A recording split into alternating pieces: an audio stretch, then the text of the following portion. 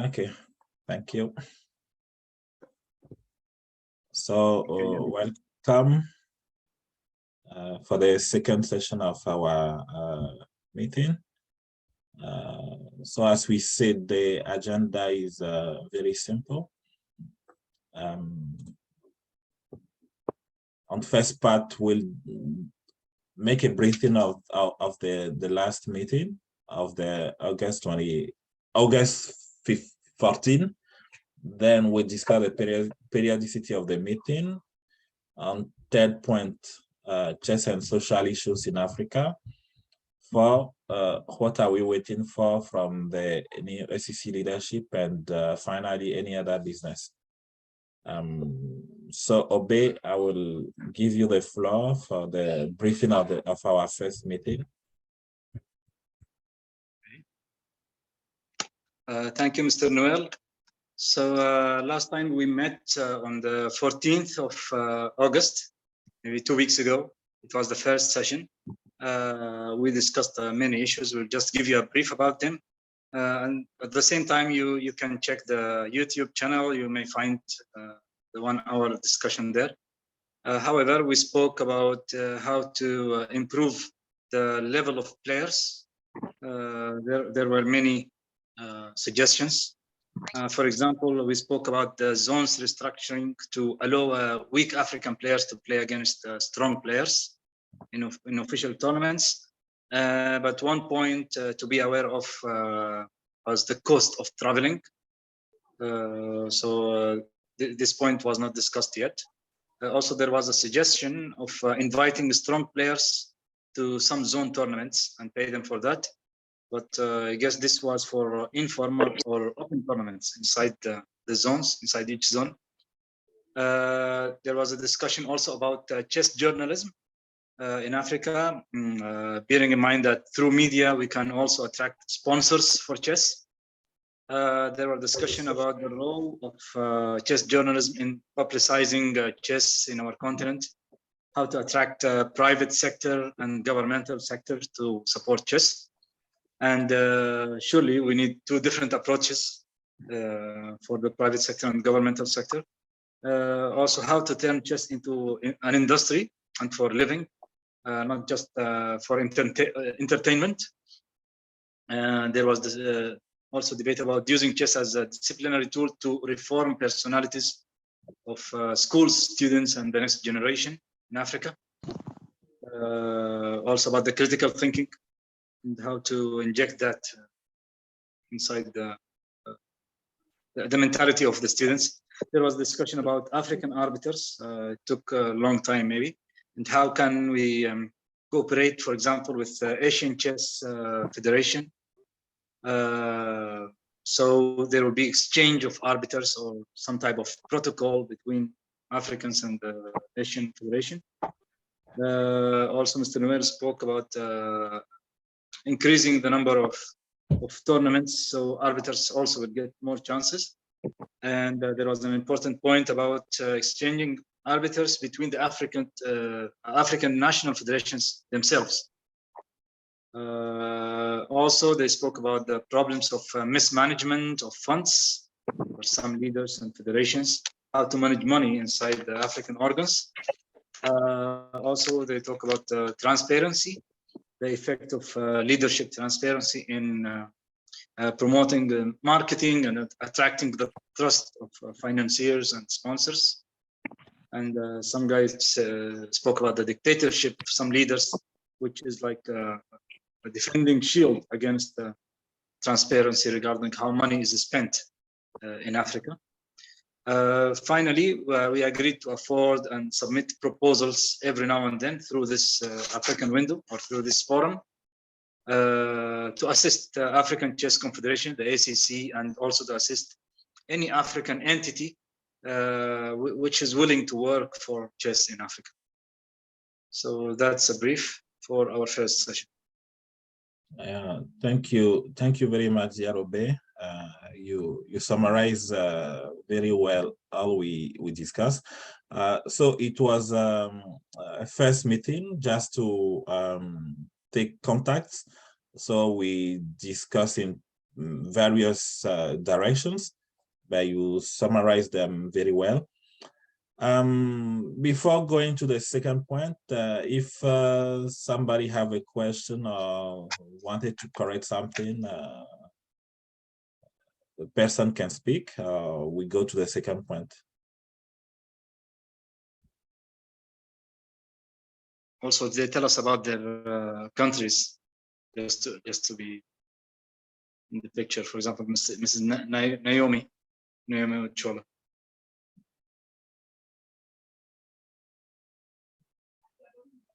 Okay. Akufuno Kalima also. Welcome to them. Mr. Kalima. Hello, good evening, sir. Yeah, from which country? I'm from Zambia. Okay, and Miss Naomi? I am from Kenya. Okay, welcome to you. Thank So, you very much. hello, yes? I was saying thank you very much. No, thank you to be here with us. So the second point is the last time we said today we'll discuss about the periodicity of the meeting. How often do we want to meet? How often? And the last time we were shared among two proposals, twice a month, monthly. So today we will decide which will be the best. We get time to check the issue and to see what will be the best for us. So Obey, after you think,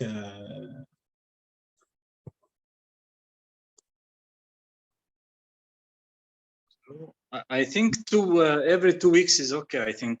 So let us see what the guys think about that, because we want to fix it.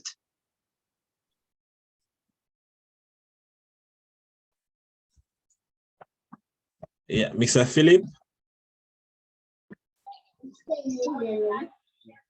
Yeah, okay, Noel, thanks. I'm a bit new on this platform, so I'd like to observe a bit and understand how things are going before I formally contribute. But if you can give me a brief about the group and the objectives and the capacities, under which we are working, I think it would help me in particular. In fact, we are all new with the group. As we said, we think apart from the WhatsApp groups and so, we can meet on Zoom to discuss in person, just to contribute to the same thing, to the development of chess in Africa, as a friendly group. Nothing more formal than that. We think we can contribute with ideas. We can meet all African chess stakeholders to discuss friendly, simply. Okay. So, yeah, so thanks. Can I speak, please? Yes. Okay, so thanks for that brief introduction. I actually wanted to know how, for example, after we discuss what's the next step, and then how are we liaising with, for example, the ACC, since they are in charge of the management of Africa. How are we liaising with them such that whatever suggestions that come up from this meeting can be put before their doorstep and then they also take action on it? Or if we are also liaising with any other, with FIDE or even the zones and all that? As we were saying last time, if we meet regularly, if we are enough representative, then we can make formal proposals. We can have clear point to submit to any organism or to any like ACC or like FIDE or like whichever we want to address some issues. Our view is at a point we've been able to gather people from many countries, right? Should we say normal people, to offer them a floor to discuss, because as you said, ACC and the other structures, they are meant for the administrators, for the, how to call them, for the big people. So we also want a place where everybody can come and we can discuss together. Okay, I think I understand. Thank you. So the point was, how often are we going to meet? As I said, there were 2 proposals, twice a month or once a month. Me and Obe, we were divided. He preferred every 2 weeks. So that makes it twice a month. But I am more with once a month to start and to adapt with the time. Yeah, Mr. Musongo. Yeah, I think I would suggest once a month as well, so that we also give ourselves ample time to implement some of the things we discuss. Because some things we discuss may need us to maybe take 3 weeks, see how the outcome will be. So I think once a month would be okay. Let's say, for example, we met now, we can give a period of maybe 3 to 4 weeks to see how we've implemented things and make a review. So at least that gives us kind of some ample time. For example, some of the activities we can think of here are things which I can also try to implement in Zambia. I think Mr. Obey knows I run one of the biggest academies we have in Zambia. It's called the Lentrak Chess Academy, and it's also endorsed by FIDE under the Chess in Education project. So when I was hearing comments of introducing activities like chess in schools and using it as a tool, I clearly understood what that was. So I think a period of 3 to 4 weeks is good enough for us to come back, make a review, and see how better we can further advance the development of chess on the continent. Okay. If I may suggest a time for me, the first Sunday of the month would be interesting, for example. It's a proposal based on nothing. That Sunday is next week. No, so it will be the next month. It will be October. I don't think we should. I think we should even do something in September. But you know, in my opinion, that if we make it monthly, that means we should do something in this period, not just to wait until the 4th weeks pass. So there should be something to be done between these two dates. We can maybe try to mobilize better, because last time we were more than this, and today we are less. We dream to raise, not to get down so quickly. Mm-hmm. That's why I'm giving enough time for the first week of October. So it means from here to there, we will try to mobilize better on the idea and share with more people.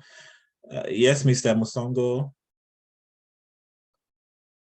Yes, I think to concur with what Mr. Obey has said, I think September will need to have something going on.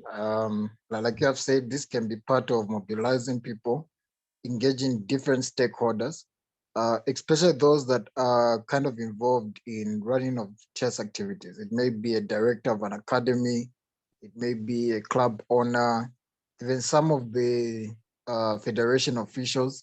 I think once we have a good representation, especially from those people who are also involved in chess administration at local level, I think that's now when we can have something substantial. We can write as a proposal either to FIDE and also to SEC, because at least at that point we would have come up with something constructive. So I think for the month of September, we need to be quite clear.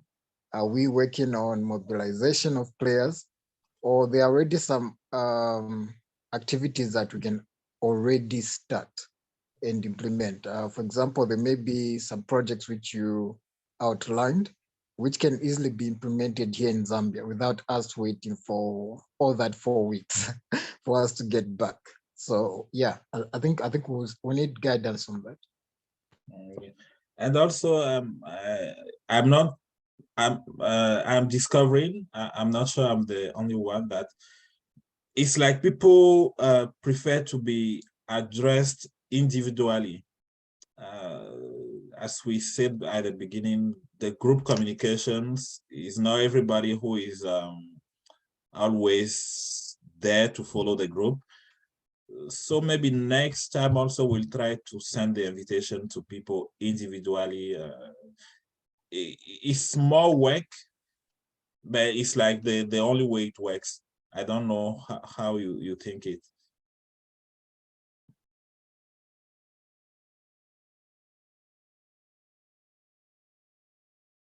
I think to comment on that one, I think on some platforms which we want to reach out to, it would be good to engage the people running those platforms.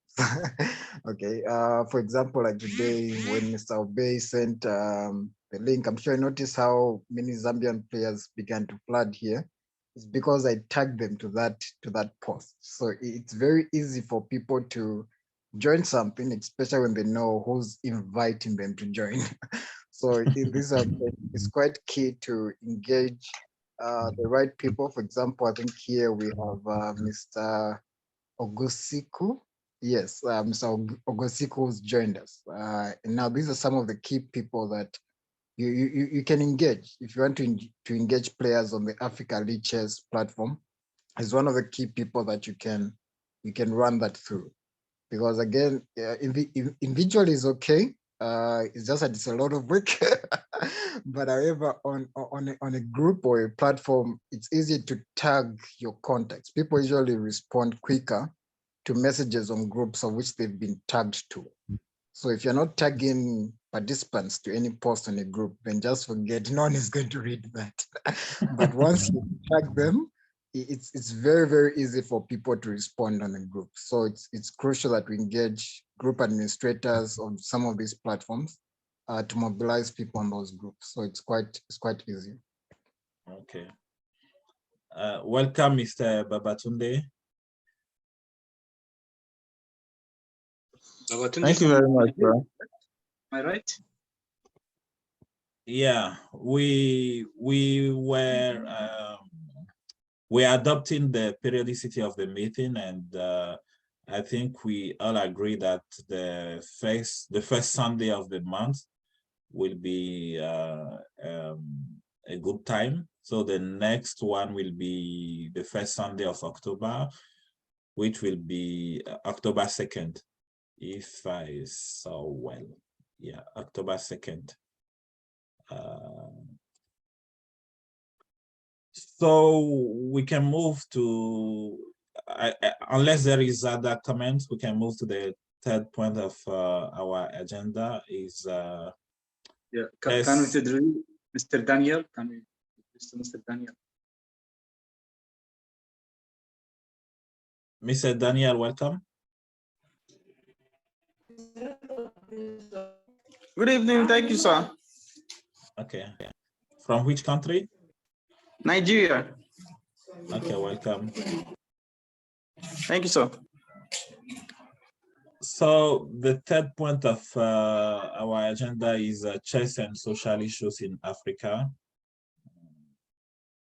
how can we, what can we do as African chess lovers to affect the social issues in Africa with chess? Personally, in groups, or by suggesting proposals to the institutions leading chess in Africa. May I give a chance to start? Yeah, of course. Okay, maybe I suggest that if we can find any way of organizing many camps, like summer camps or winter camps, because it's Africa. So let us think also of winter camps.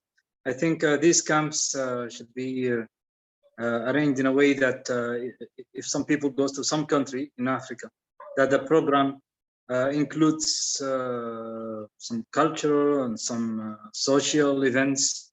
So it's not be only about chess and training only.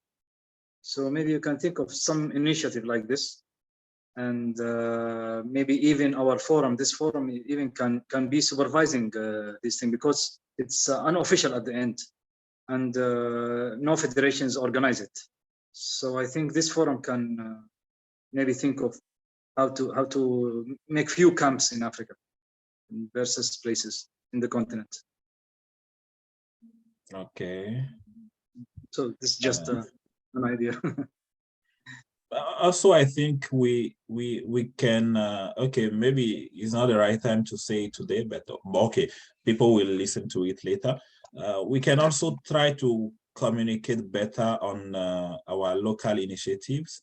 What are we doing locally on the social issues, in order to, at a point, to be able to combine our ideas to go together in the same direction, something like that. When we'll be much more with the forum, if we all have small initiatives, we can combine them together, and it will turn to something big, which will have local branches.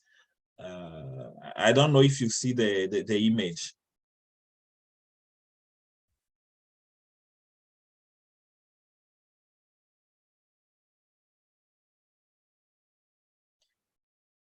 Yeah, Mr. Musongo, feel free to take the floor whenever you want. Thank you.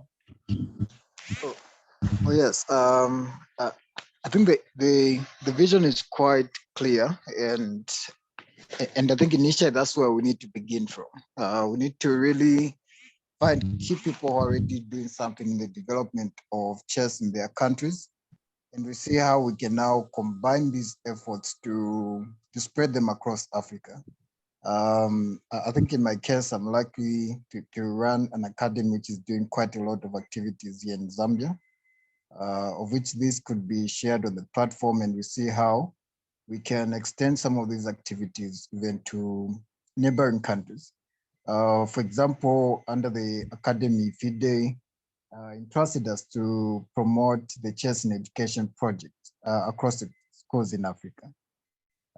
That's under the FIDE Education Commission. And so it's something which we need now to be done by several other people to supervise it under their own countries there. So I think once we begin to share what we are all kind of doing, it's easier now to see how we come together to brainstorm on how we can now collectively grow chess, not just in our respective countries, but across Africa. There may be certain things which are happening in Nigeria, of which here in Zambia we've never thought of. And it would be good to learn and now extract ideas from there and implement them.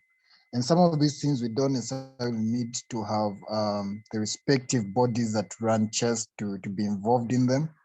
For example, there are certain projects which I'm running in my own country, of which government officials just endorse. It's a local project, okay, and it's been endorsed, and it's an idea which can also be done in several other countries. So that even as we make these resolutions and submissions to SEC or maybe even FIDE, there are still other alternatives and other mediums we can still use to implement some of the projects that we can share and agree upon. Yeah, exactly. That's why we are here together. That we don't need always the official channels or the ruling people to implement whichever. We can do things with ourselves. We can share experience, and so yeah. Yes, Mr. Babatunde. Yeah, good evening, everybody. I just wanted to also pitch in here.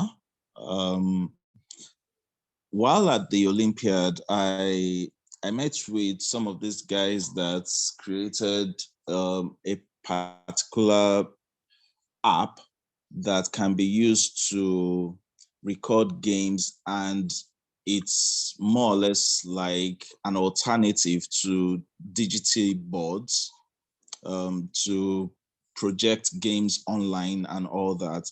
I believe that's another aspect that can be looked into.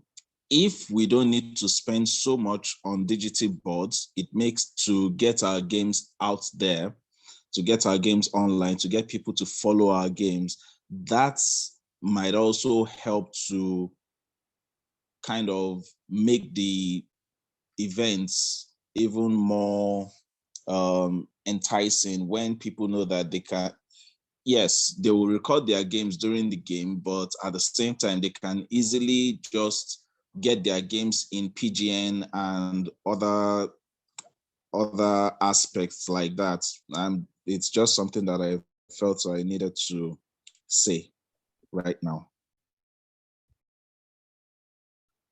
Okay, it's noted, but it could have been said in any other business, because it's a bit far of the concern right now about the social issues and how to impact, how to change lives with of people with chess in Africa. But okay, it's noted. We will put it on 0.5, any other business. Yeah. And maybe if you have more information, you will share with us. Definitely. Thank you. Noel? Yes. Okay, we know that you were a former FIDE secretary, and you were also a member, or maybe still, of the Social Commission of FIDE. So I hope that you can give us any information and anything that's useful about this FIDE Commission, Social FIDE Commission, and your role there and what you do, please. In the Social Commission, the goal is to try to use chess as an equalizer, to allow everybody to play the chess, especially the less privileged people. We are working on many projects, chess in prisons, chess for orphans, chess for refugees. Those projects are mainly for Africa. They are mainly in Kenya, Uganda, South Africa, and Nigeria. So the point is to make it everywhere in Africa. And well, I should say it's part of the goal is to bring everybody to be aware of the things going on, and to know what everybody is doing by himself, in his home. What people are doing in Zambia, what people are doing in Togo, what people are doing in Zimbabwe, in order to bring this whole thing together and to work into the same direction. It works by building bridges among people. We must meet often. We must meet more regularly speak our projects and to be more involved, because it's like in Africa we don't do things how to say on long time. We do things and 2 months later we stop. We do things and 6 months later we stop. We must be more involved than that, and it must be part of our lives, and so that's it, and it's from that I'm very happy to be here trying this initiative with you in order to get people to meet regularly and to discuss about projects and to help each other to be doing something. For the moment, it's only ideas and initiatives that nobody knows. Means also will come, and people will be able to support each other, not only with words, but with small financing or something like that. Yeah, Mr. Musongo. Thank you. I think to just chip in one of the social projects we can run in chess. One of the things that I actually keep on repeating with my colleagues here in Zambia is we need to. Can you raise your voice, please? Can you raise your voice, please? Oh, okay. Can you get me now? Yeah. Okay, so I was actually saying that the social projects, one of the things that I've been sharing with my colleagues in Zambia, it's for us to add value to chess. We need to move away from the rationale to think chess is just a game that you can play at the tournament or just a game that you can win prizes from, but we must add value to the communities through chess. And I'm glad to hear that you have projects like chess for orphans, chess for those in prison. But one of the activities, at least I've had one so far, we are holding what we're calling love through chess. Okay, where you engage a university and people come through for a chess day. They bring clothes, books, whatever little things they can to donate to an orphanage. And so you have them in a hall and people play, and afterwards we go as chess players to donate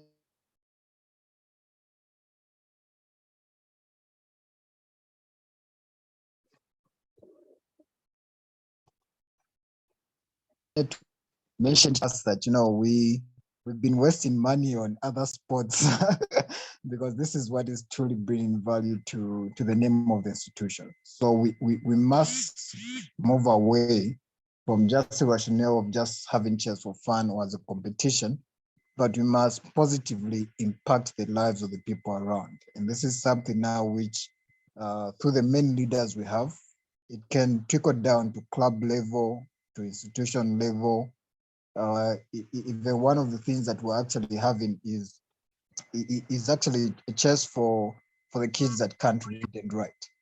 And what we're doing under that project is that we're running a center by Charleston Chrismo here in Lusaka, Zambia, where we've attracted a lot of young people that literally can't read and write. So we introduce them to chess, and through chess, an additional part of it is that we're training them literacy using chess materials. At least so far, they're able to spell out and read out different chess pieces.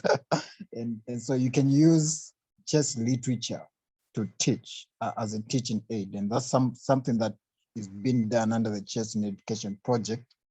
But we can implement this at a social level in the schools, in the communities, in the institutions where we work. So I think it's not necessarily just ideas that we have, but these are things that we are actually doing already. And maybe it's an issue of now us seeing how we can best grow them to extend them across our countries and maybe across Africa. Okay, thank you. Thank you. So it's part of the issue, the networking We used to work in an isolated way in Africa. We need to improve on that to get relationships with each other, to improve on the networking. We must make aware our neighbors of what we are doing, and vice versa. In other parts of the world, people know well each other, they work together, they invite each other to their initiatives. But it's easy to see that in Africa, we are used to solitary initiatives. I'm doing something alone in my corner and I'm happy. We must slowly improve on that, get solid relationships, and always try to learn English also, to be better in English like myself. So to associate people from other parts of Africa into our initiatives, it can always help. It can always help. It can always help to inform of what is being done, and to attract people on the initiatives. So slowly, we hope we'll get to that. We hope to get more people in our meetings to discuss our concerns.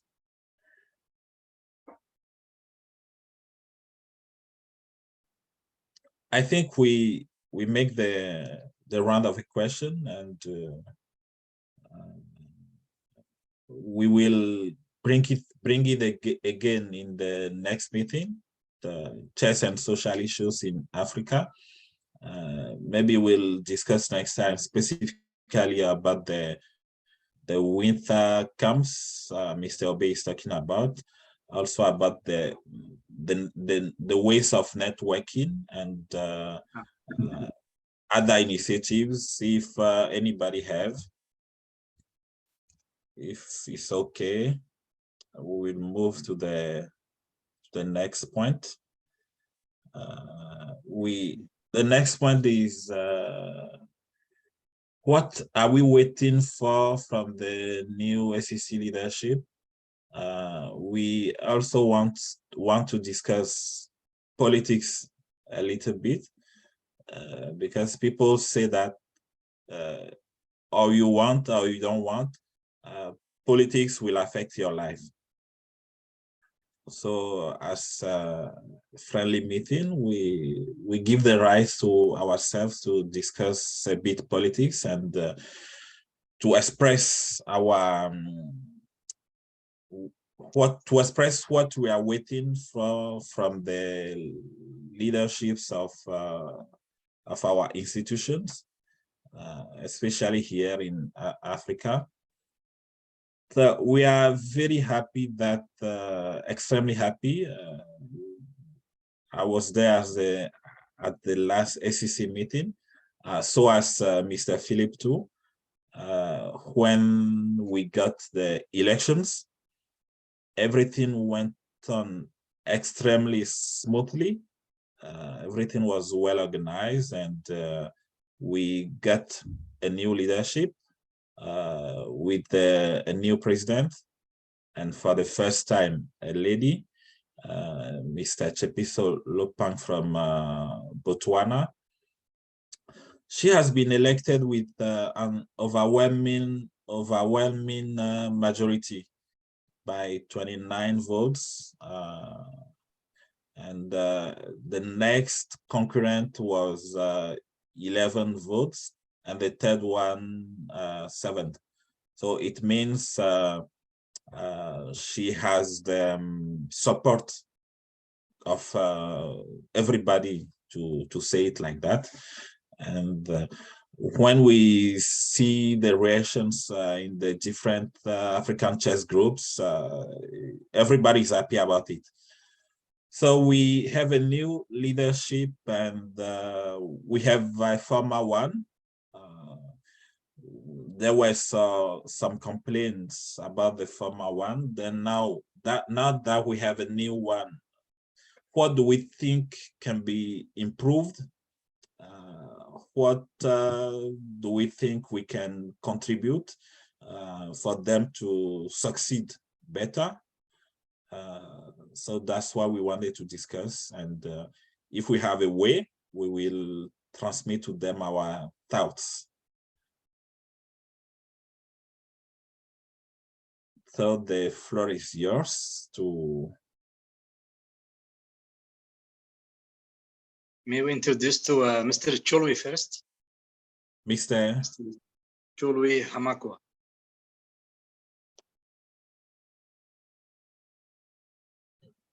Mr. Cholwe.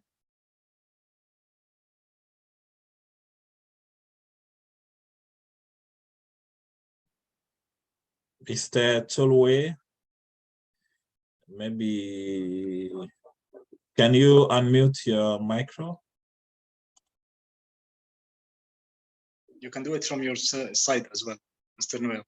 You can unmute him. Yeah, I'm trying, but it's not working.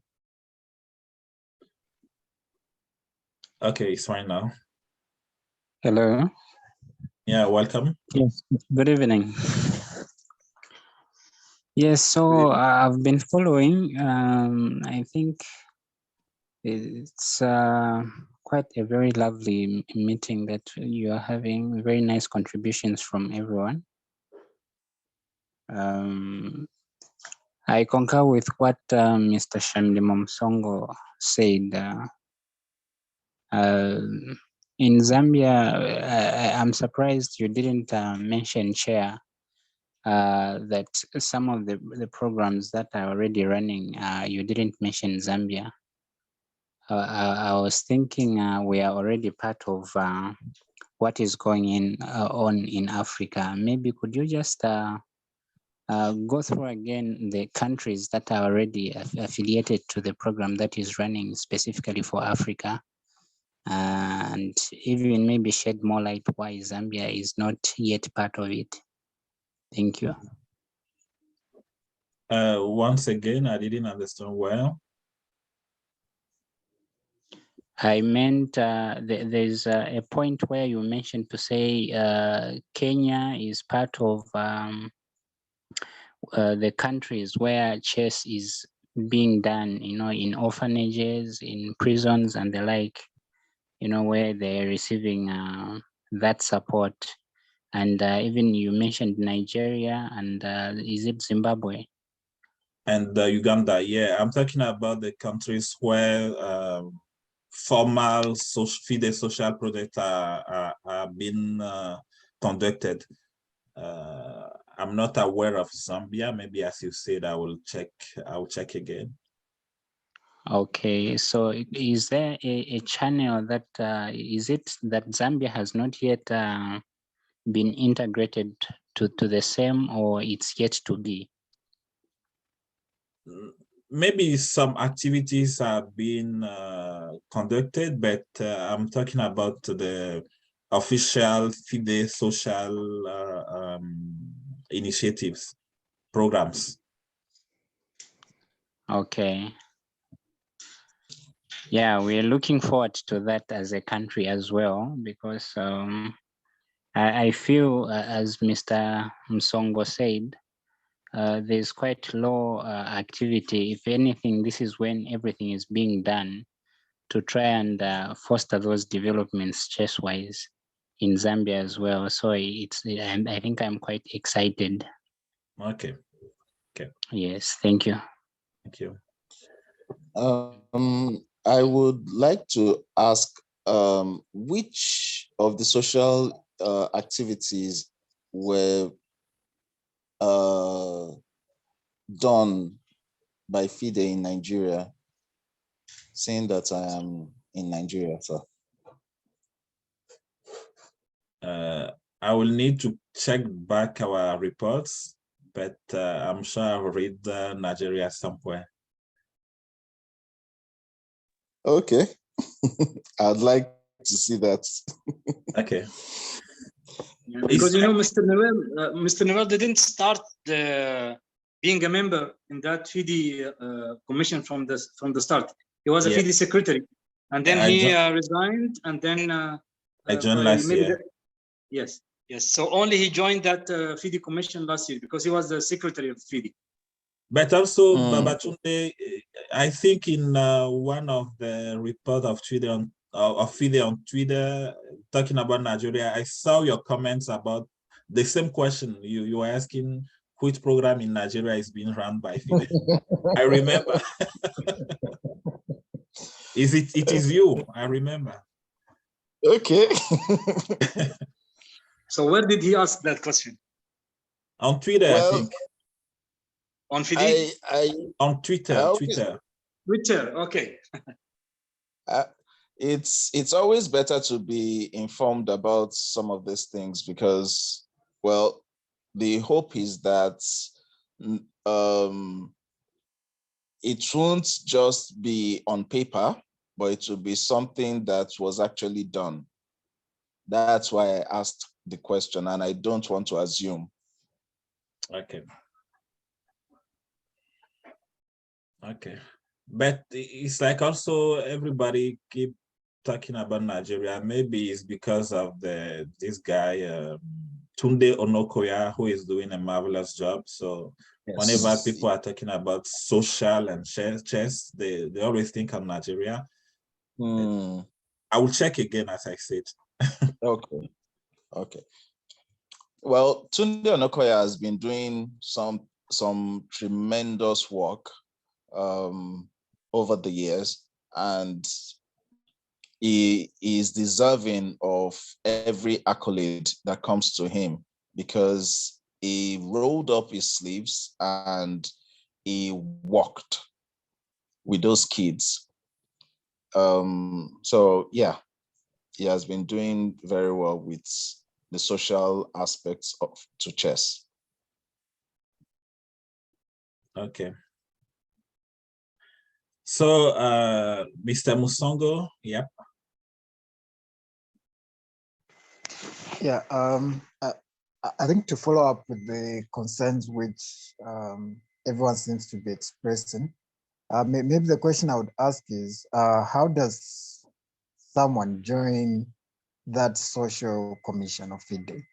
And are there any, let's say, help privileges that come with it? Because just like as Mr. Baba has rightly put it, there are certain things that we ourselves, we've been doing as part of social responsibility in our country. And I think that's one of the reasons why Mr. Chori got surprised why Zambia is not on that list.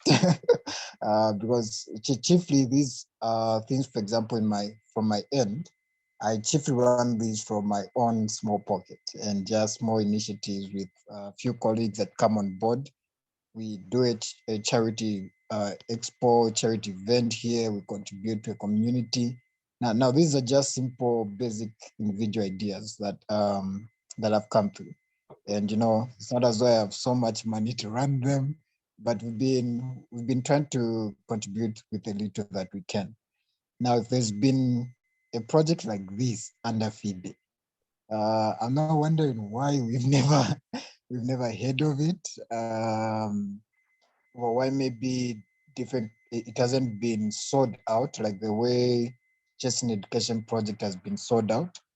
Because at least I know under the Chess in Education project, different memos came through, an email came through, an invitation came through to all federations and officials who are interested in the Chess in Education project, of which I attended to represent Zambia. And that's how come I got to be part of that commission. So is there something like that under the social commission under FIDE? Because I think that is more important than anything else currently. In fact, we even at Social Commission, we conducted some surveys endorsed by FIDE President, Mr. Akadi. But we got very small feedback. It had been sent to all federations, to all chess administrators in Africa, but we got very small feedback. Even this survey has been shared in the WhatsApp groups everywhere. I sent to all my friends. but people didn't seem so concerned more than that.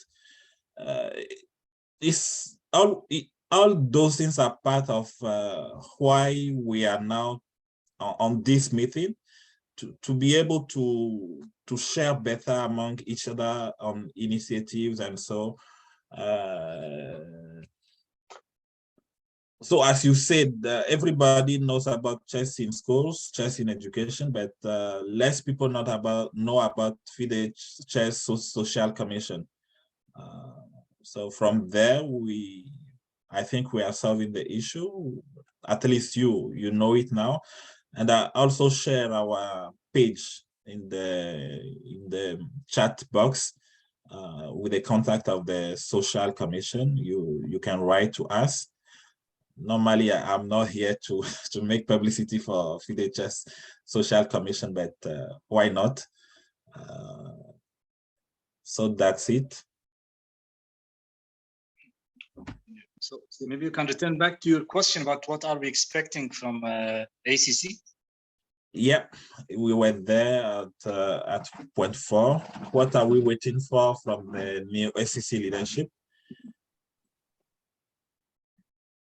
Maybe I may start just with a few ideas, not everything.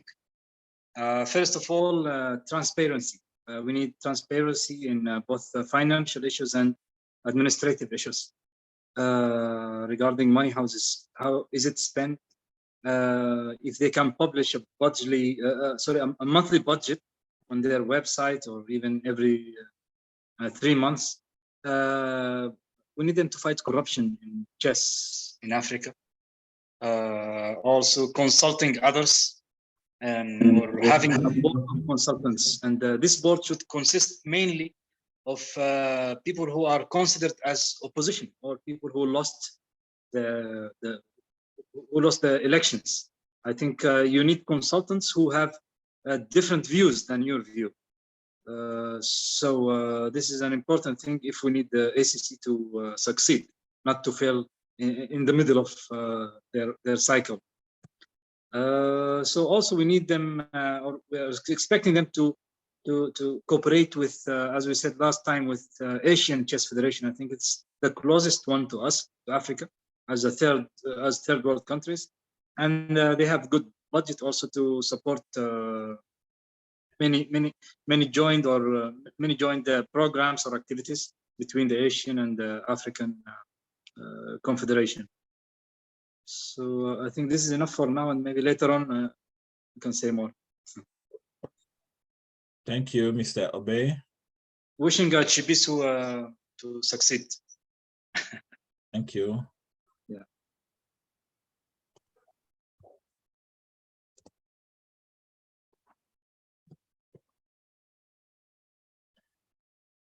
Yeah, the floor is still open. Yeah, Mr. Musongo. Yeah, I think to add on to what Mr. Obey said in relation to the fight of corruption, transparency, I think also involving the social, the chess community in Africa. I think usually this is one area which a lot of leaders and administrators miss it. We are not there to lead people. We're there to guide people. Okay, so we work together with the people. So, and I think, if the new executive will be more engaging of chess players, chess administrators, to see how we can collectively all work together to improve chess. Yes, they have their vision. They have what they would want to achieve in chess, which they can easily sell to all of us, and we can buy into that vision and contribute to their welfare. So I think that would be very crucial if we're going to really improve in chess. The other one, I think gone are the days that we should continue having major school tournaments that are not federated. I don't know about other countries, but I know, for example, in Zambia, we have what we call provincial and district schools competitions, which are not federated. Our colleagues and friends in Europe, For example, I am part of the team that runs the Unity Chess tournament, and I've come to realize that there are so many young people who are actually way above the ratings of most strongest player we have in Africa. And the reason being, they have quite a lot of federated tournaments that side. And some of the titles which our friends in Europe are having, they've accumulated ratings to buy those titles. And I think that's a strategy which now we as in Africa should adopt, where we have a strategy of ensuring we start kids playing federated tournaments at a very tender age, so that by the time some of these kids are reaching 14, 16, they're probably rated above 200 ratings. Now, if I'm going to start federated tournaments with my brother like Mr. Chorwe there, for him to even hit an FA rating to buy a title, it may not be any time soon. So I think we are lagging a lot in that area. But also, I think in the area of coaching, I think Africa for a long time hasn't been faring so well on the international scene. And I think this is quite clear for everyone to see. And so I think we need, it'd be good for SEC to come in with a strategy to address issues of coaching. You can have Zoom meetings to coach different players across Africa. I mean, technology has now made it very easy. You can create maybe a WhatsApp group, a Telegram group. And on that Telegram group, you have about 200,000 players on one platform. And some of these grandmasters, for example, that I know, charge in the ranges of $50, $80 per session. So we need to invest into coaching of our African players. I think that's one area that we're lagging behind.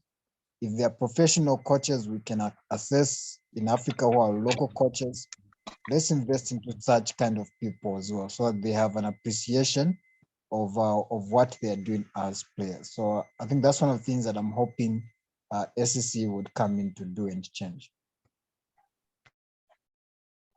Thank you very much.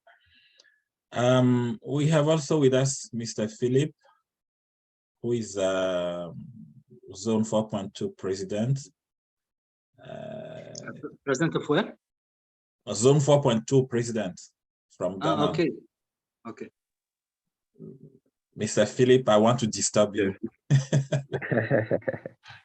Yeah, I'm enjoying myself hearing, some of the contributions and sitting at the other side and trying to also evaluate how we've been doing things, even in our own federations and at the zonal level. I think the points raised are very, very important. There's this, we are in the age of information. People want to feel, part of a group. People want to feel not left out, in as far as management is concerned. But I also think that we need to, for example, with the ACC, we will need to give ACC some time because it's a new administration, and there has to be a formal handing over from the past administration, and then they have to do their internal work before they can come out and start their own projects. So that is the only thing I'd like to add, that we should give the ACC a bit of time to, put themselves together, and then we will see what to expect from them. But definitely, it's going to be bigger and better. That is what we always pray for. Yeah, so I'll end it here. Thanks so much. Thank you very much. We are very happy that you are with us. I want to just quickly disturb my zonal president a little bit. Master Philip, it's good to have you here. So is there a time frame that has been set up for the proper or formal handing over? Interesting. You want to put me on the spot, eh? Apologies, sir. No apologies, please. We will lighten you. Okay, well, there's no formal written, procedure as far as I am concerned. And I think Mr. Noel is also knowledgeable about the ACC constitution. I don't know if there's something like that in it, but we'll just give them some time. Like I said, I cannot be in the position to give the exact time, but of course, we expect to see progress and we expect to see things moving regardless. Mr. Babatunde, I hope I'm okay. Thank you very much, sir. Really appreciate that.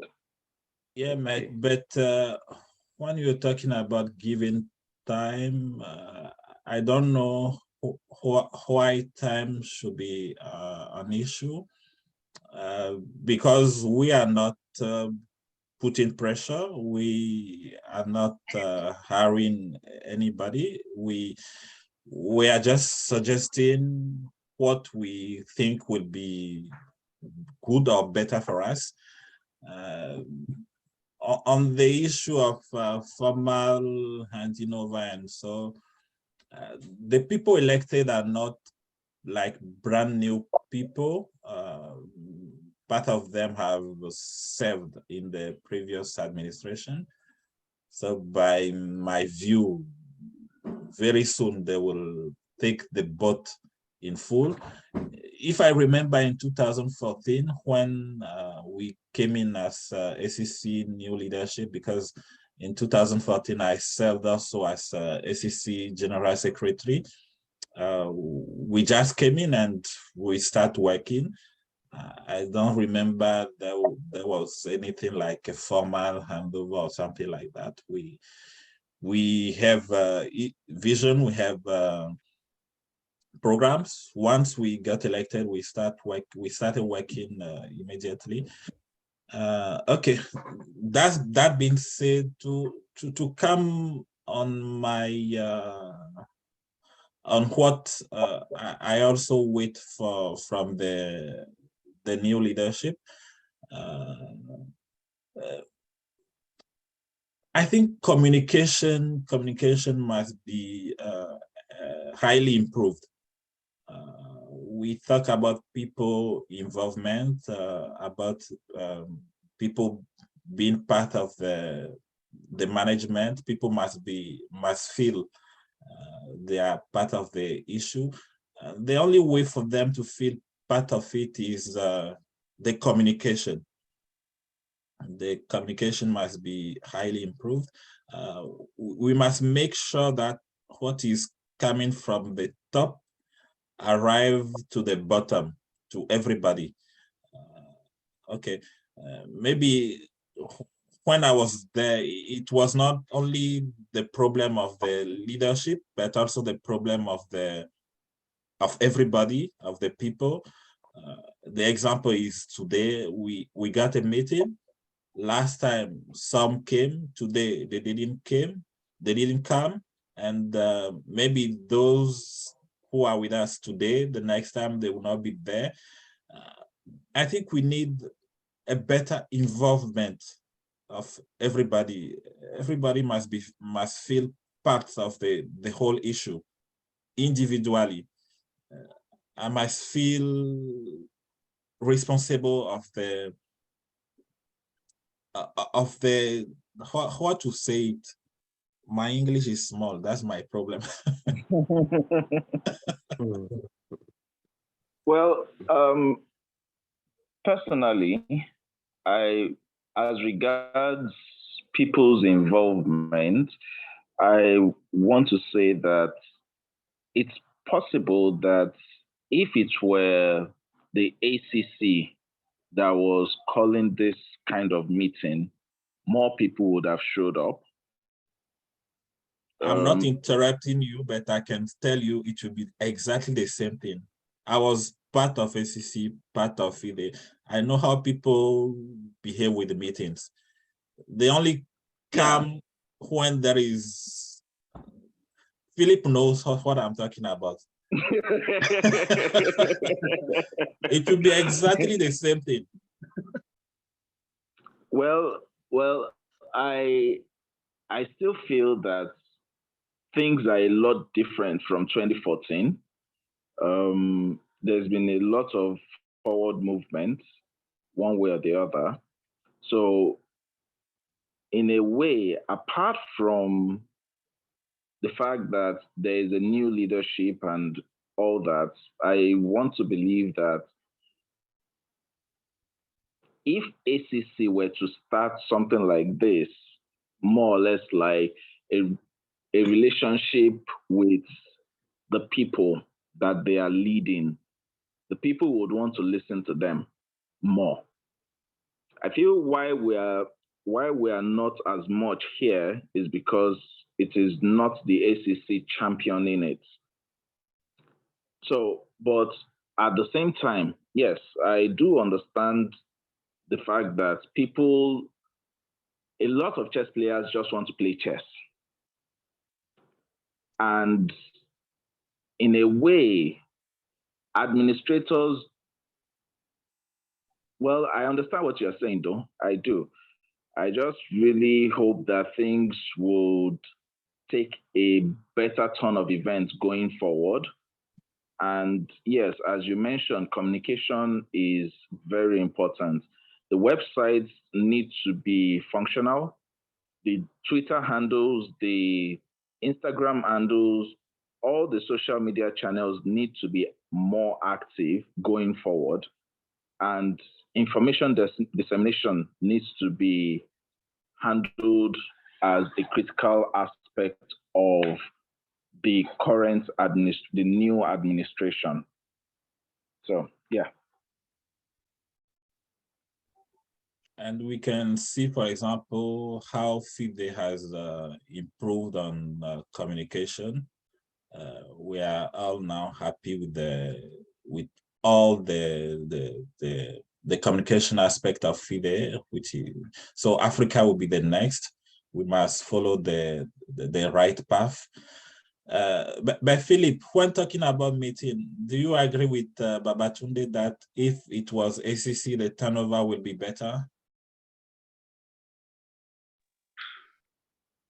Well,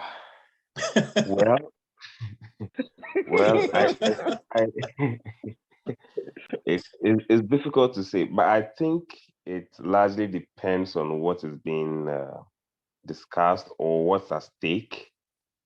I don't want to be gotten wrong here, but I came, the last meeting, I was not there. I saw, in fact, I think I joined when it was over or something like that. Yeah. I told Noel that, okay, he should remind me the next meeting so that I joined. So yesterday we spoke, and then today he reminded me and I joined. I think some people want to communicate, but I think majority want to know, maybe if like we bring like one topic, let's say addressing corruption in chess, just one topic, and it's put out there boldly, it can get people, okay, people are itching, their ears are itching to hear what's going to be said, that can also, or we can just say, okay, chess in schools in Africa, so if we can put out a clear message about the topic to be discussed, I think it can bring at least those who are interested in that topic to come, and then those who talk to also join, and then there'll be a bigger meeting. Yeah, I agree. I disagree. I disagree because we must also learn to build networking, to meet, to discuss, to know better each other. People must not always come because of they are interested in a subject or not in another one, or ACC or zones or any other structure. We must come to the point of it will be a simple meeting of networking. We meet, we discuss on plenty issues. We retain some ideas, but the main issue will be to be together and to be happy to be together. It should be important. If we are not happy to be together, then we'll do nothing together. That's not really the case. Okay, this is why I said that's not really the case. Now, the idea that Philip came up with is not necessarily to downplay what is going on right now, as in the meeting, but to show that people with a particular interest will easily flock to a particular place where that interest is being discussed. He is not saying that we should not continue with what we are doing right now. He is just saying that if there is a particular path being told, then it is easier for a lot of people to come as a result of that. Yes, we're discussing different issues that the results will show as time goes on. However, one needs to also look at the numbers and look at how to build the numbers.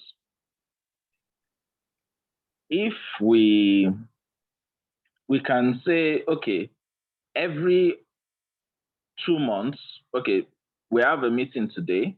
We're talking about general activities that pertain to Africa. Next month, the first Sunday of next month, we can take a singular topic and then discuss around it. And then the next month after that, we can go general again and stuff like that. It's just an idea. Or it could be 2 weeks, we talk about a particular topic, and then at the first Sunday of the month, we talk about the general. It's an idea. It doesn't necessarily say that what is being done right now is not good enough or it's not worth it. That's my understanding of what Philip said.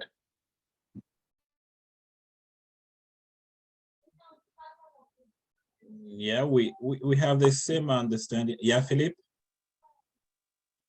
Yes, I think Babatunde hit the nail right on the head.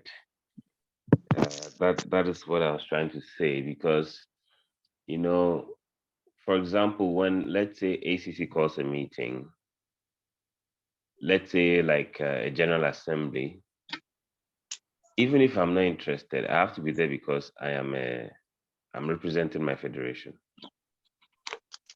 You understand? But this one, nobody's obliged to be here. Maybe somebody is out there at a wedding or somebody's out there in church. You know, people have different engagements. But if we can have a topic or an area, you know, in chess, like social chess in social, what you mentioned, social commission. Yeah. You can see there are people in this group who have social projects, and then they are contributing very nicely to it. You know, so I think we can make the topics, you know, well publicized so that we get good attendance. You know, if not, I will not come. I'll think, okay, people will come, you know, and it will keep going on like that.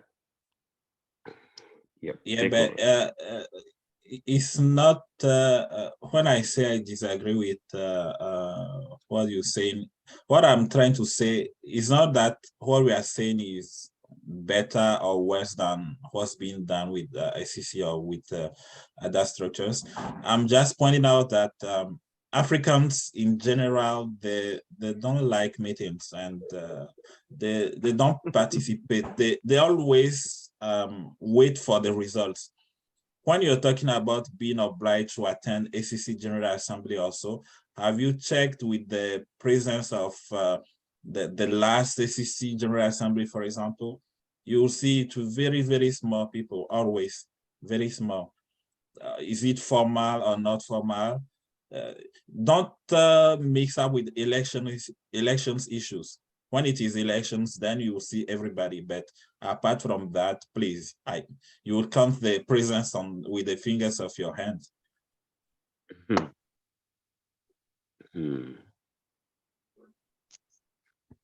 However, things can always get better going forward.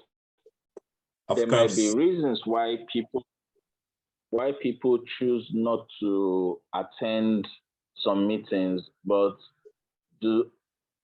I want to say that when something concerns people, they tend to show up.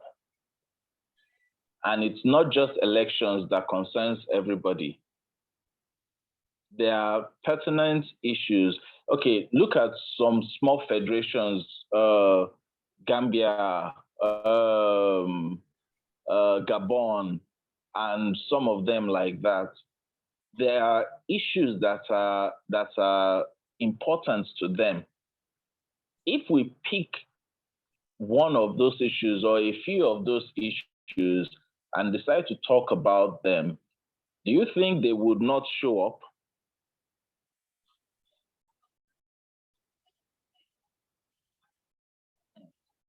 Yeah, Babatunde, you mute your mic. Yes, I did. I was done. Okay. On a question. Yes.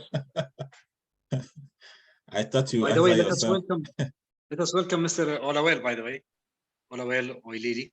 Yeah. Olawale Peter from Nigeria. Olawale. Hello, everyone. My name is Olawale. Don't mind me. Apologies. I came in late. No, it's okay. People came and go.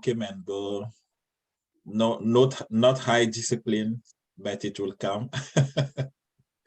Noel. What? Did I say anything? No, it's good to realize things and to try to correct them, isn't it? Yeah, Mr. It is, but go ahead, please. Yeah, I just wanted to comment about the habit of not liking to attend meetings. I think this is just laziness because they just want people to sit and plan and discuss everything and just give them a ready-made or handmade sandwich ready for them just to eat. I think people should learn to involve in planning in this hard process. So I think it's just laziness of some people that they want us or they want others to work for them and just give them at the end what to do. And the problem at the end, they just criticize. So they don't even be part of the execution team. So neither planning nor executing. So unfortunately. I tend to totally agree with you because in other parts of the world, there are plenty meetings every day, meetings on that, meetings on this. But in Africa, wow. But okay, we are learning. We must be positive. Yes. Yeah, Mr. Musongo. Yeah, I think for me to add on to a different angle from the ones which everyone has presented, I think really the biggest challenge we have is we have so many chess players, but we don't have passionate players. Okay, you can play chess but not be passionate about the game. I think something that you truly love, no one is going to force you to attend a meeting. Literally no one. So now it's an issue of are you playing chess because you love it, or you're playing it because it's a game? Are you playing it because it's a vocation? So, you know, chess has got all these different ideologies or fields of it. So which one are you as a chess player? So I think that's something which a lot of leaders and players need to identify themselves to. Am I in chess because I'm chiefly just a player? Am I in chess because I realize this is a vocation?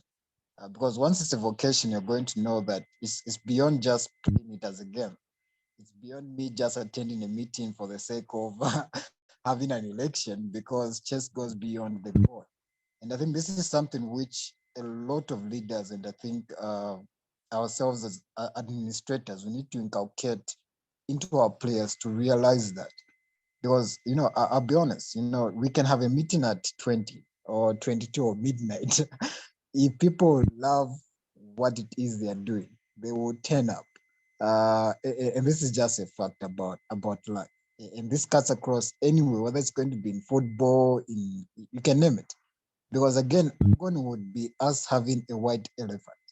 We can have a whole lot of people in here, but very little people that are honestly doing it because they love chess. Other people would want to make out of self-interest out of it, or they'll easily give up along the way when they see challenges coming up. So it's better when you actually have a small, genuine team of people that are willing to truly develop chess than you having a huge, large white elephant that is not developing chess. That's one of the misconceptions we seem to have in a lot of cases. It's not about the number, but it's really about the commitment and the heart to what we're doing. Yes. So if we're 10 of us, 10 is better than 100 people are not going to do nothing. Or 100 people are going to destroy what we're going to start. So it's really about the commitment, the discipline, and the heart of it. So it won't matter what agenda it is. I agree with what everyone else has said, that yes, we must have, so that we can clearly know how best we can contribute. You wouldn't want to do what we call in Zambia as chipante-pante. You're just joining a meeting without you realizing what the agenda is, what the purpose is. But it's always good to clearly outline the purpose, what it is that we want to realize or achieve at the end of the day. Then those people who have the heart for the game will attend. I don't know about other federations, but you know, I have seen certain federations that we've had before where clearly you can tell these gentlemen in here don't have the heart in the chess. They are there for the positions and not for the development of chess. And I think that's one of the things that is greatly killing the game of chess.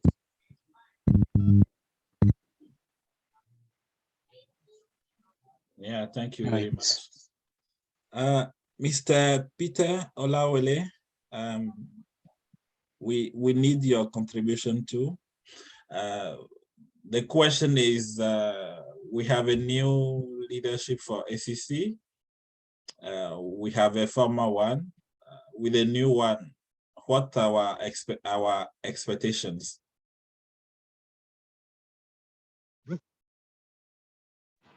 I believe everybody can hear me. Good day. Sorry. Hello? Yeah, we are hearing you. Yeah, we are hearing you. Okay. Okay, cool. My name is Noel Lawale. I'm popularly known as Chief Wales. What I would like to say is regarding the new, the new administration should actually look more, so much more into publicity. They should look, in fact, if it's possible, they can bring in 50% of their attention into publicity. You can make something that is very small and make it look superbly big, because this is going to bring in more attention and more focus to the African chess environment one by one. And like the other speaker said recently, that he said some people, we have to differentiate why people are into chess. People into vocation, they're professional players, administrators. Well, I believe that it is not the place of the players to start making that division. and it is not also the place of what is it called? The parents also to get that. It is a function of the leaders, the few leaders. Because the truth of the matter is, even when it comes to the election of leaders in African countries, the players, in most African countries, the players actually have almost zero say. The way their constitution is being structured. The players actually, so it's more like most of the time, the leaders are being just, are the ones that are there, or they're the way they know how to enforce the way, or to be maroli to become the leaders, who don't actually have the the interest, the best interest of chess in their in their agenda. All they are seeking for, like you rightly said, are the titles or the position, the office, and to even impress their fellow a fellow player or a fellow man that they're having one argument or misunderstanding with in a long time. So, in this kind of situation, the ACC in general should be the only one to be able to, like, okay, we are having a tournament for vocational people, we are having a tournament for the serious-minded people, and they should be the one to be able to set this all across everybody from A to Z. And talking about people not being committed to meetings, I can guarantee you, I think it's an African mentality thing. It's not even about leadership or anybody. It's an African mentality thing. Try something. Tell them that in the next meeting, there is a sitting allowance of $5 for 1 hour. I can guarantee you, you will have 1,000 people here right now. All we think about most of the time is money, money, money, money, money. And why is chess not even lucrative in most African countries? Because most Africans look at chess from the what does it bring to the table point of view. There was a tournament online, George Floyd tournament online yesterday, that the entry fee for that tournament is $10. Entry fee, $10. And they're only giving prizes for first and second. The first prize is $30, the second prize is $20. And you imagine the number of players that came to play in the tournament that are what's it called? Foreigners that actually paid.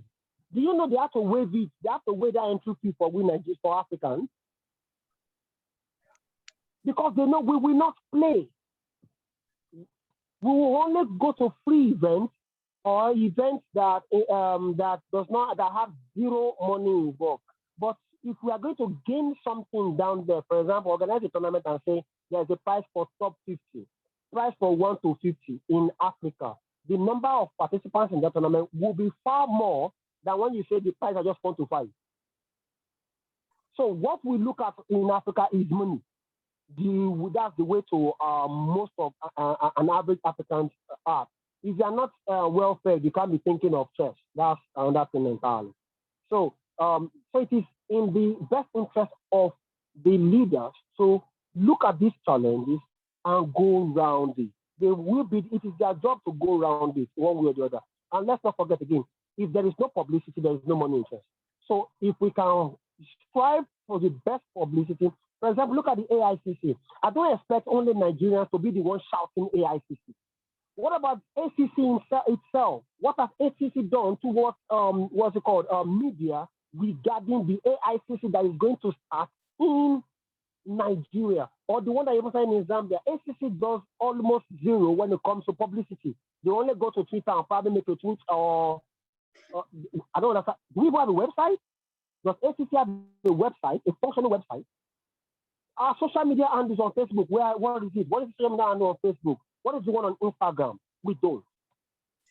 That is, I believe, if media can pop in and the leaders are keen into it, we can actually go at a very, very far distance than what we are at the moment.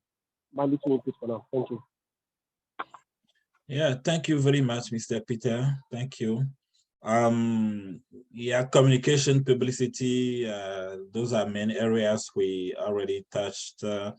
And maybe there is a third thing I get from your intervention is the representativity. African leaders, African federations leaders must be representative, because it's a pity when we hear players saying that their president, the people representing them, they have no business with them. No, it should be in that way. The people representing federations, representing players, must have business with them, must have been elected by them. So those are also the concerns we will address SEC, that they should look after the good elections of the leaders, and the leaders must represent their constituents. You cannot have a president of a federation and the players will say, we don't know who it is, and the president don't know who we are. No, the link must be there and it must be solid. I think that's what is called representativity, if I remember well, and it's a good area to address too. People must represent people. So very interesting discussions, and we passed through all the points of our agenda. The time we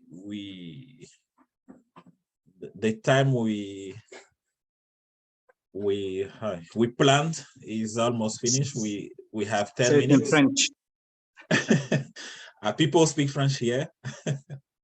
No, but you know, because of this barrier, I'm thinking of finding a solution for live translation for the transcript, for the captions. So anyone can speak in whichever language, and then we can see the translation underneath. Okay. But also it's a good occasion for some of us to perform our language, to improve on our language. It's nice to be doing it with friends. So we still have like 10 minutes on any other business. If somebody wants to speak about something else, we are open.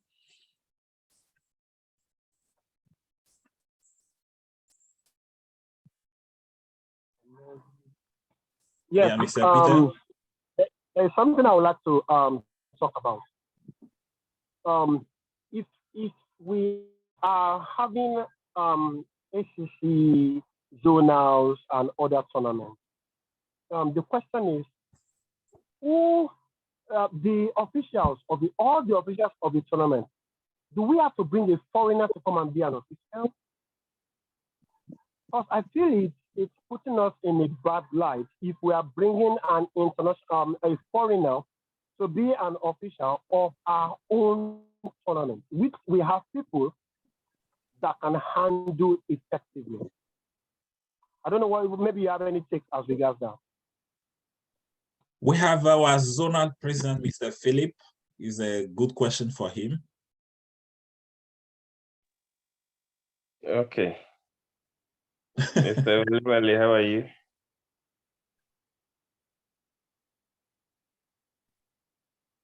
I'm fine, sir. I'm fine, sir. I'm really very, very fine. Okay, good. I look forward to meeting you very soon in Nigeria. This particular question has got to do with expertise and also the scope of the tournament. So if, for example, the tournament is concerning Africa, you know, it would not be fair if you have all the arbiters, let's say, for example, from Nigeria. Other players will not feel comfortable. I mean, even if you're not doing anything, somebody will say you are doing something. You know, Africans. You understand? No, I'm sorry to cut you short. I'm so sorry. I'm not saying, okay. I'm saying within Africa. It is not Nigeria now. I'm saying Africa itself. So if it is having a competition, does it make, or is organizing something? I don't think it will make any sense, in my own opinion, to bring an European or an American to come and, you know, officiate or come and, you know, have do what we can do over here. That's what I'm saying. I'm saying outside the continent, and I'm not saying country. Yes. Oh, okay. But is that the case? I don't know if there's a tournament where we invite, apart from the seminars where they could bring a lecturer from, say, Europe. I don't know if let's say the arbiters or the appeals committee or any other tournament official is being invited from outside the continent. I don't know if you could give a case in point example. There might not be a case in point, but there might be a future reference at one point or the other. So I'm just saying, because it might happen, and the same way we'll now start looking for the solution to that problem when it now happens, when we can avoid it from now. So it's something that can be tabled to also ACC.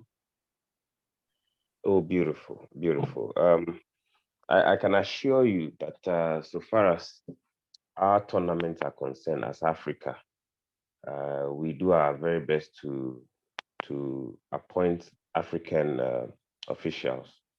But in the last few, I think during the last Congress, there was this suggestion of an exchange program between Africa and Asia, where our arbiters will go there, their arbiters will come here. In that case, there'll be like a mutual benefit. If that happens, of course, both parties must benefit, and it must be stated clearly, for people to understand the reason behind, the exchange program and then the benefits that will accrue, towards Africa. So I think it's a good point you raised, and you can have my word that the current ACC board is committed to making things better than before, and trying to consider the publicity and then the marketing aspect very seriously. I don't want to be the spokesperson for the ACC president at the moment, but you can have my word that things are going to be better this year. Thank you.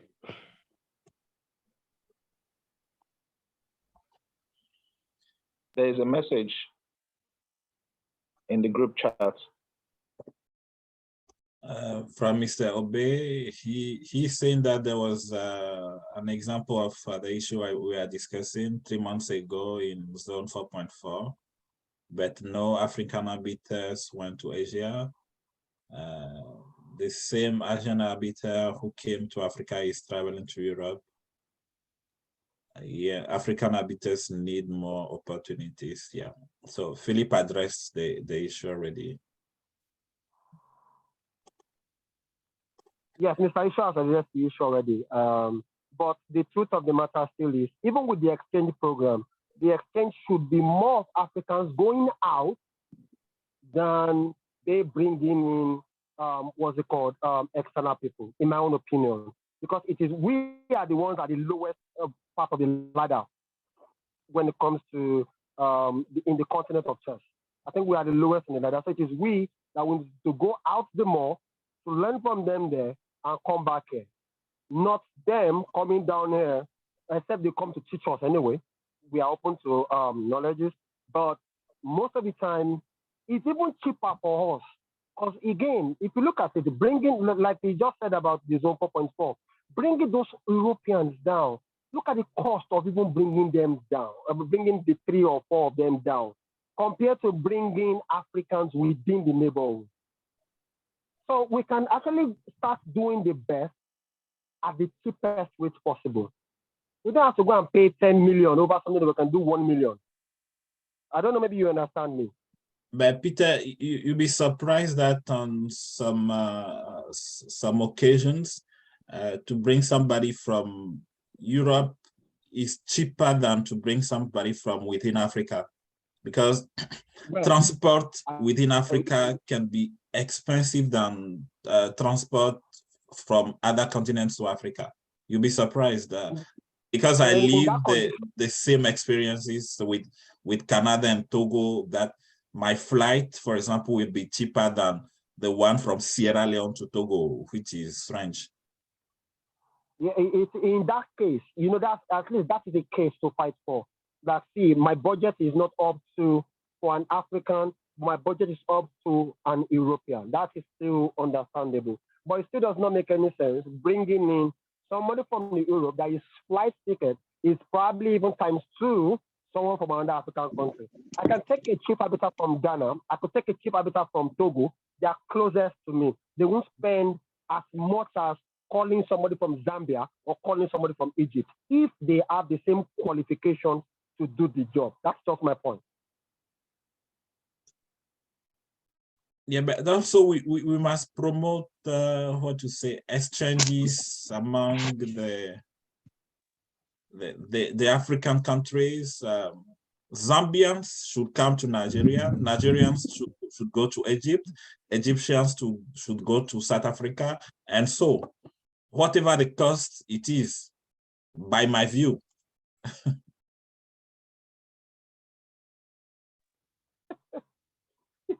Okay, no problem. If they can afford it, fine. But if they can't, then they shouldn't overstretch themselves. That's my own opinion. Because if we follow the way you are saying, so the zones will be close to themselves. Meanwhile, we need to promote a whole Pan-Africanism. Inclusiveness. Yeah, inclusiveness. Thank you. Thank you, Professor. Okay.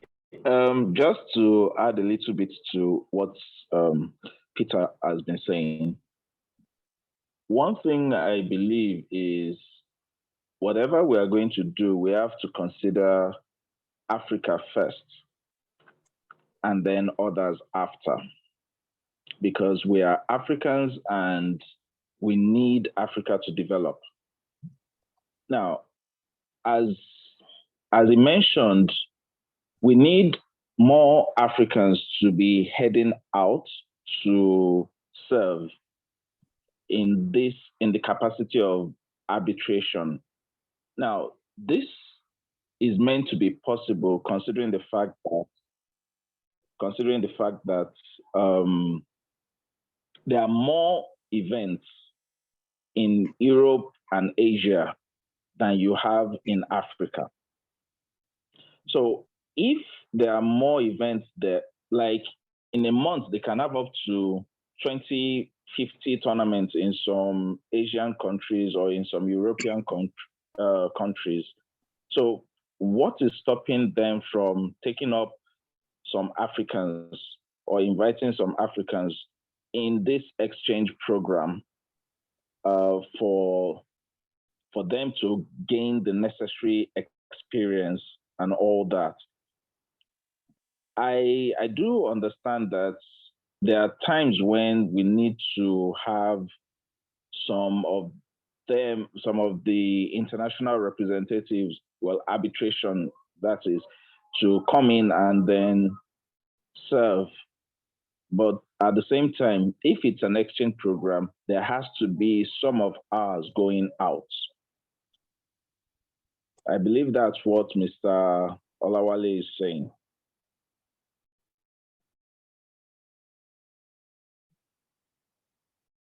Yeah, of course. It's not limited to arbiters. I'm just saying generally. It's not limited to only arbiters. And I was even to say that even journalists like Mr. CEO should be invited to tournaments in Europe. Yes, why not? Exactly. Yeah. So, Mr. Obey, I think we are going to close the meeting for today, and we'll send the communication for the next one. Thanks everyone who took the precious time to be with us to exchange on our ideas. Thanks to Mr. Zona President. We hope to have you every time, not only this time. And next time, as we said, we will try to mobilize better. Numbers are not everything. The quality is better, but numbers also plays a part. If we are much more, then our message, our exchanges will go to more people in more countries. That's what we expect. And we hope next time it will be better. So thank you very much, and we keep in touch. Thank you. Thank you very much, and we will put it on the YouTube channel, and I will send all of the links and a brief report to everyone. Thank you. Thank you. Thank you. Everyone. Thank you, everyone. See you next time. Yeah, bye-bye. Yeah. Bye. Thank you. All right, bye. And Mr. Noel, I think also on the YouTube channel, maybe under the video, maybe people, if they want to add something, maybe they can write there under each video. Okay. Yeah. Comments. Okay. Yes, commenting. Yeah. Thank you.